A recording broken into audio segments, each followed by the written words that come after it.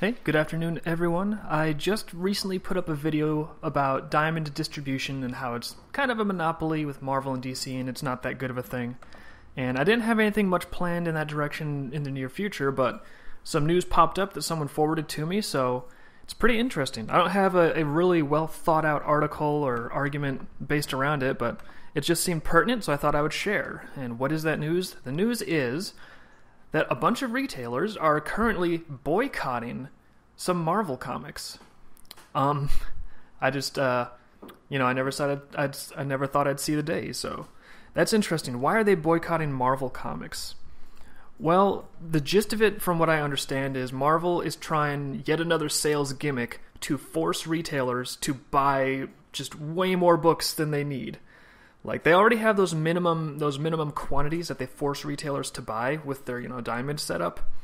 But it seems like they've decided, oh, well, that's not enough. We need to force them to buy more, regardless of how many they might actually be selling to customers. And apparently some of these store owners, they've had enough. They're saying that, there's a limit and you guys are pushing us past it. So I'm just going to go ahead and read from one of the statements that these store owners put out. This is from, I think, Jetpack Comics, which is one of the stores joining the boycott. And if you want to read up the whole article, they have it on the Outhousers, they have it on Bleeding Cool, so I'm just going to hit some quick highlights to give you a little bit of flavor.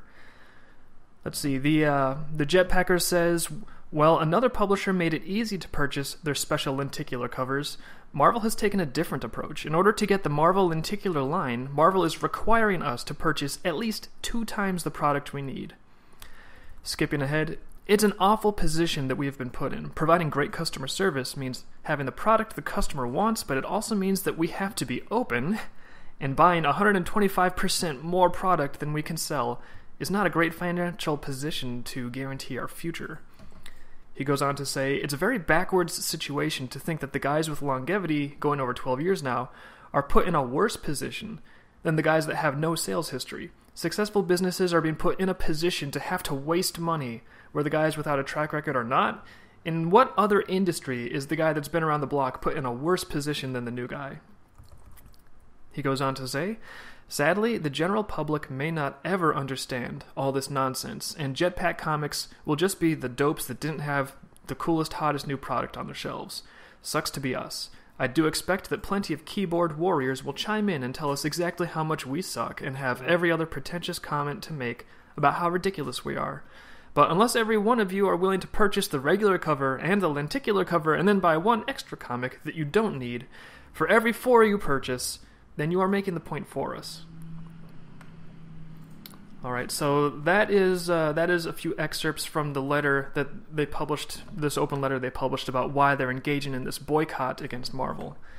So I looked into the comments because I was curious. It's like, well, are the commenters going to be lining up against them and calling them stupid? But it seems like most of the people in the comments don't think that. They are kind of on the same team as the Jetpackers. So I'm going to read a few of those examples for you. This is from the bleedingcool.com comment section.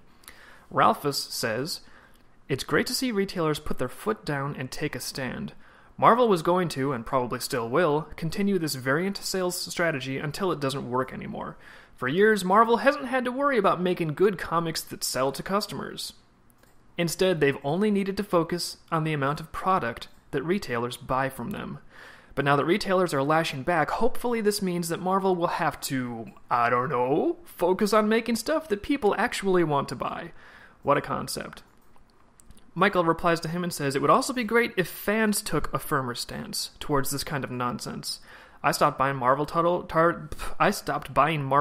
for the Marvel Now launch, and actually had to look up the name just now. Between the price of a floppy, my disinterest in the forced diversity with new characters, and the terrible stories and events, it was an easy decision to make.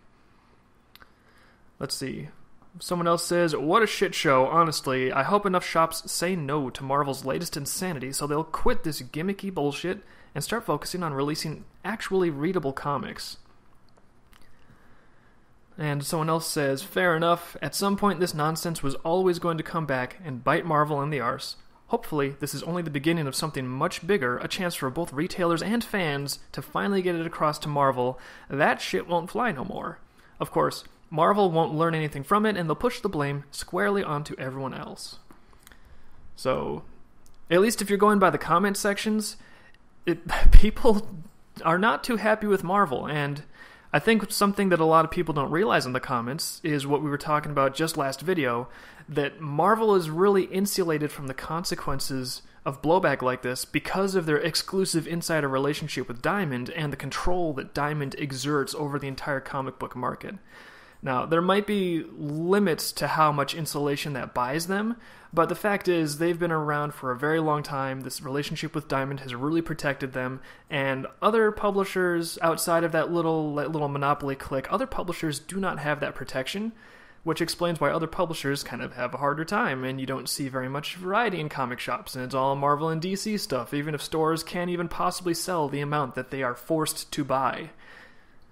Whew. So, I don't know, that's just the news I wanted to share really quickly, is that in the midst of us talking about this, stores are having such a difficult time working with Marvel and DC and Diamond that they're actually starting to launch some boycotts organically on their end. And I do think that we have some ideas in the works that could help stores out. I think that the crowdfunding market, all these new creators, this entire new generation of readers, if we can link that up with these stores that are struggling in a way that doesn't exploit them, in a way that actually doesn't incur more risk on them, I mean, it's not going to be an overnight solution, but we could plant a seed that could grow into another viable income stream for these stores. I mean, it's an entire separate, distinct new market of readers that they are totally not taking advantage of. So, I don't know, I've got some big plans. I'll do some more videos about it, probably videos that are a little more well organized than this one. This is just sort of a hot take on this Marvel boycott situation. So, thank you to the people that passed that along to me, because I'm not necessarily an insider in the know on all this stuff. So yeah, if you have any other comic-related news, Marvel-related, Diamond-related, or even just some ideas for how do you think we could help retailers out, how could we connect the online crowdfunding market